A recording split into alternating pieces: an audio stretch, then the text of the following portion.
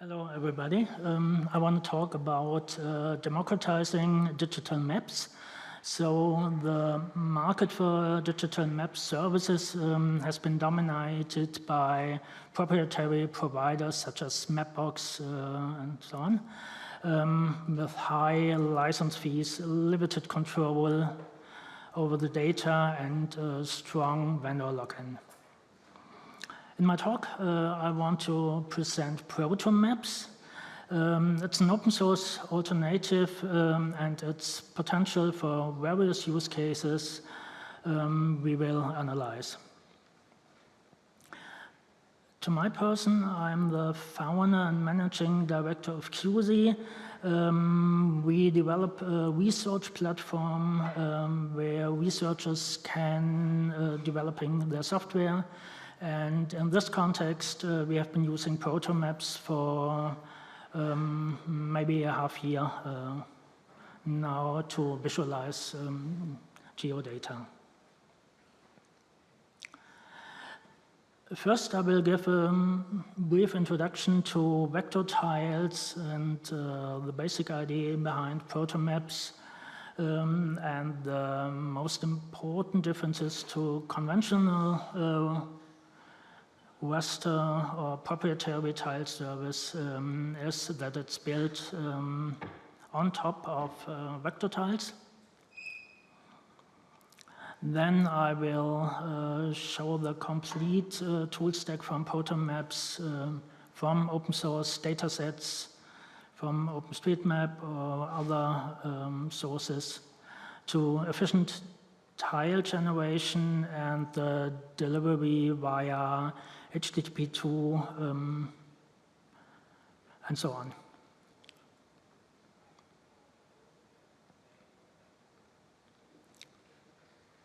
Yeah, first I will give an overview on the history, architecture, and the data processing of Protomaps. Then I will move the focus on the deployment of Protomaps. It's really easy with S3, Caddy, or Nginx, or so on. And then we will look on the integration of Protomaps in other services like MapLibre, Leaflet, or OpenLayers. Then we will look at the use cases, what can be done with Protomaps and where Protomaps is not the best thing to do.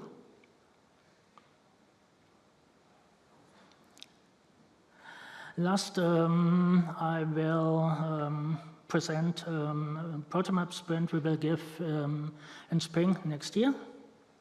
And last not least, there are many sources where you can read further on Protomaps and the use cases.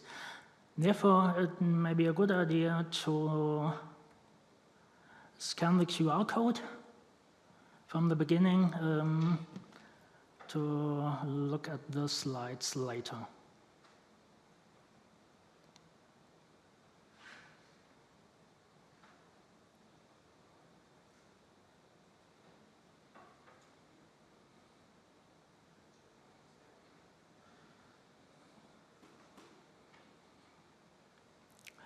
What is Protomaps? Protomaps is on the one side format for geographic tiles, but it's also an ecosystem for the creation of this tile, for storaging Protomaps files, and for deliver vector tiles. And then the first is which data sources can we use for generating Protomaps tiles files. And basically the tiles almost are from the OpenStreetMap server or the OpenStreetMap project. And the base cards try a balance between tile size on the one side and completeness so that it can be used as a general map for most projects.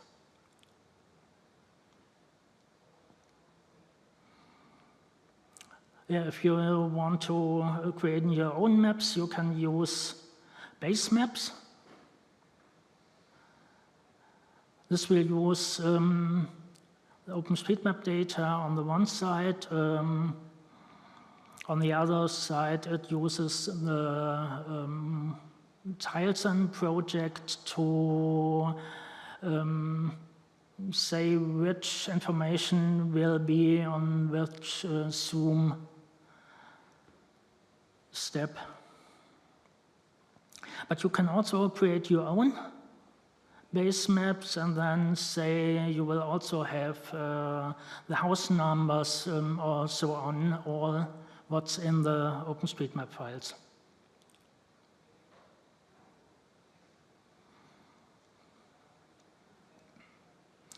With PMTiles extract, you can extract your own map data. Maybe you can use also natural earth data or so on to generate your own maps.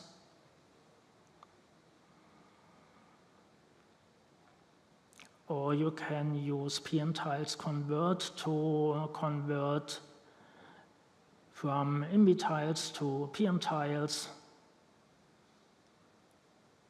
You can use typical no to convert GeoJSON, FlatBuf, or other geo file formats into Protomaps.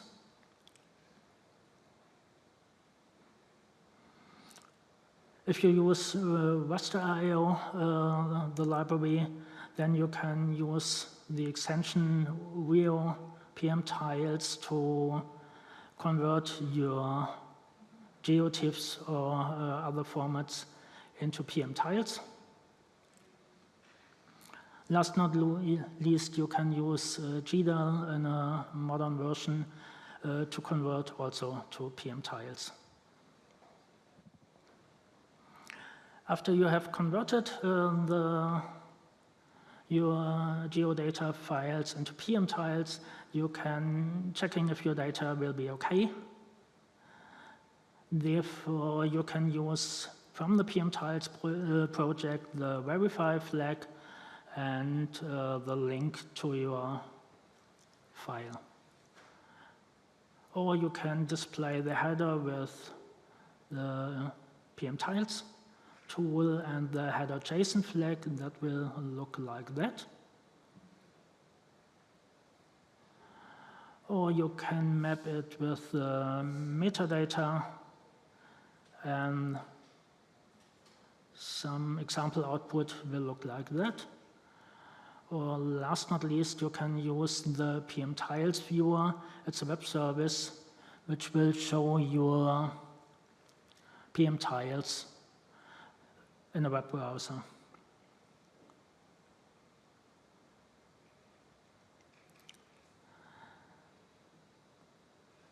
That's the first impression of PMTiles, what you can use them for. Then I will look at the deployment of PMTiles. It works simply in every SV compatible cloud storage, which provided also HTTP range requests and cross-origin resource sharing or short course. You can simply upload PMTiles with PMTiles upload, and then you give your file, say where the file will be remote, and then the link to the SV store. Another alternative is you can use an HTTP2 server. For this, maybe in Caddy, the config will look like that. It's not very complicated.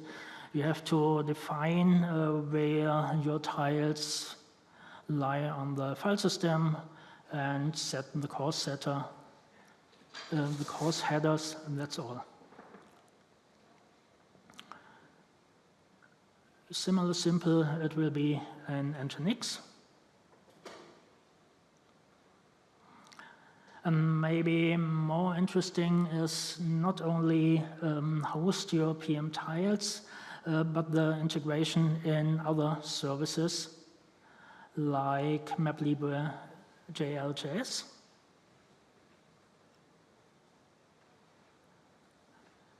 Therefore, you can install with npm your PMTiles.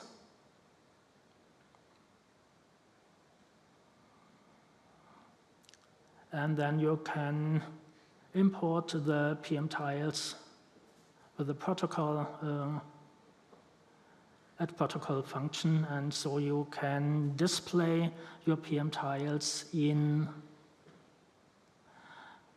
your MapLibre JLJS tool. The whole setting will look like that. You can define your own named flavor with light, dark, white, black, or grayscale. You can say which language will be used for the labels and keys, and so on.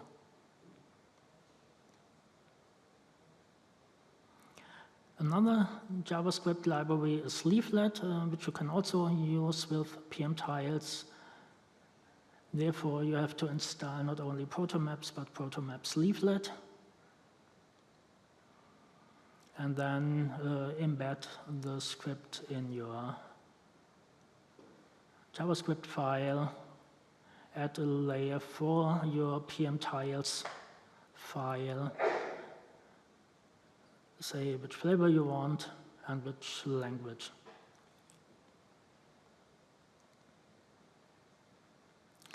Third option to integrate was OpenLayers. Therefore, you have to install OpenLayer PMTiles, import the files, and after that you can display your PMTiles layer like that. You can also give what you want to attribute, which fill colors you will use, and so on. And so you can display then your Protomaps file.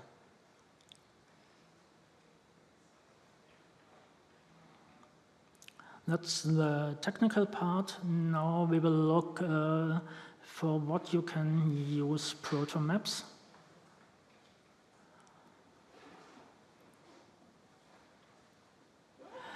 First, some of our projects are for cities and municipalities. They can replace their commercial mapping service with Protomaps based solution and show their area information. Maybe they want to show their infrastructure projects or their resources they have and where they are. The advantage of the hosting with Protomaps is that it eliminates recurring license costs. They have also the possibility to add local landmarks and the boundaries of the maps, which were previously difficult or impossible to mark with commercial services. Another use case is for offline maps. It's really cool. You can download your PMTile files for region on your local device, and so you can use it offline. It's very useful in crisis area where the internet is down, and the local worker can map again how it looks now in this region. Another benefit of Protomaps is that you can build privacy-critical applications. For example, we implemented for a healthcare provider so that the clients can look for the facilities near them without giving the data to any external service. And the last special use case is to develop special tools. You can create industry-specific symbols for your data visualization, which cannot be offered by commercial map providers like this.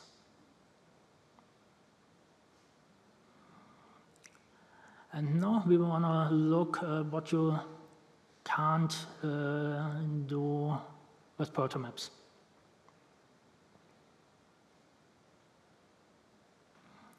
Protomaps is for web-based services to display large static sets of regions. This means it's not very well developed for desktop applications.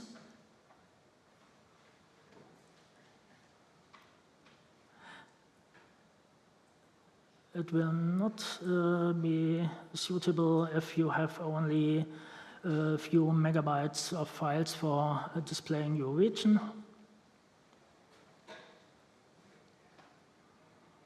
And it's not useful if your geodata will be updated in shorter than one-day sections.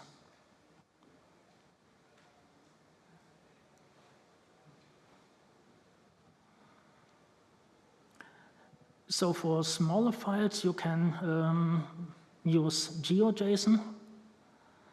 That will be fine for a web-based map with static information, and it's simpler than PMTiles because you don't have to tile your map data. And you can use the same map design and interaction techniques than with PMTiles. For large data sets with dynamic and frequently updated data, it's better to use Postgres.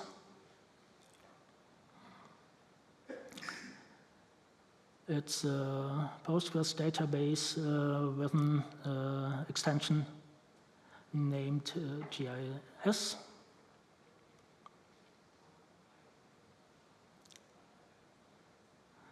So you can update small parts of your geodata, save them, and deploy them more times a day.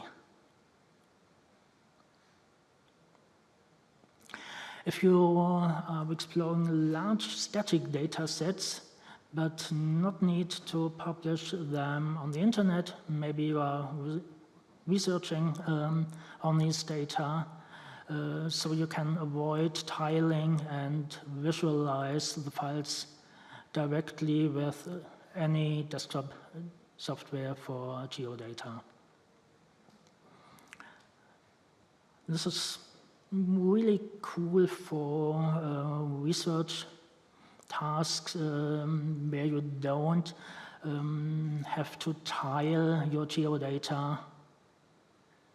You can use geo-objects which are greater than one tile, so it's more easy to analyze them. And maybe one of the tools you will use for that is QGIS. You can use on your desktop. And QGIS will be able to read maybe formats like GeoParquet to visualize your map data. Mostly we use GeoParquet with Longboard. It's an extension of two Python notebooks for analyze geodata. And Longboard can read GeoParquet files and display it in your Python notebooks. So that are the use cases where we think you can use Protomaps finally, or where it's not. So last but not least, we will organize a Protomaps sprint.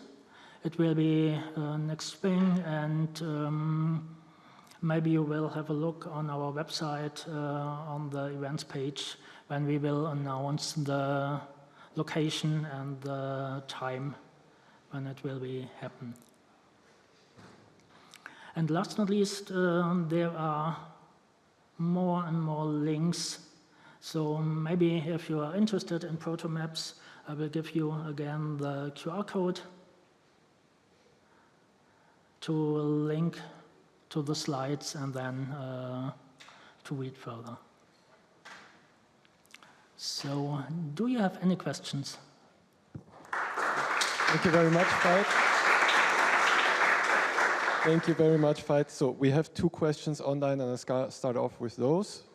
The first one is there a Python API for Protomaps, or can you use it with Folium?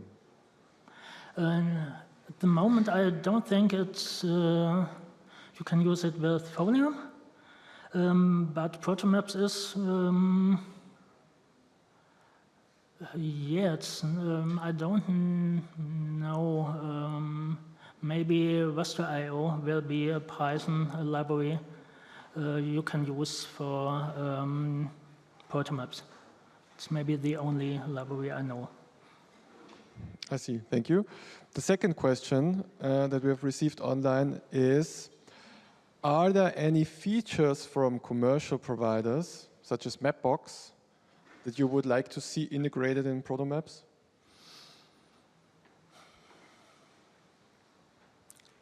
Yeah, the maps actually are more accessible in Mapbox. So there's we do some accessibility extensions. Maybe I can show in. Yeah, it will be fine. In map.qz.io. Maybe that's our dark theme at the moment, and this is more contrast than the original Protomaps service. And it's really easy, 2 lines of CSS, one to change the color 180 degrees, and the other is to invert it so that we use the light theme to create a better dark theme. All right, thank you. I hope this answers the question. Are there any more questions here from the audience? At least 1, 2? Okay, great. We have still 5 minutes at least. Thank you, Veit. Can you give us an order of magnitude? Like if I were to store with Protomaps all the tiles for a city like Berlin, as opposed to making a clone of OpenStreetMap, what's the difference? Like just a rough magnitude. At the moment, we calculate about 20% of what we will calculate for OpenStreetMap server. How much? 20%.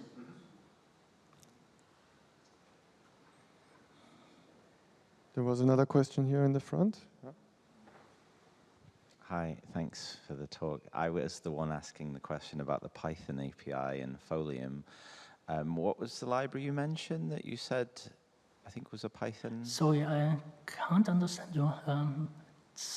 Sorry, I've got a British scouse. I'm from Liverpool. You mentioned a Python library to interact with Protomaps. What was the library? It's raster.io. Raster.io. Okay, raster.io, right? I can look maybe. Okay, let me refresh the online. No. Okay, good. Any more questions here from the audience?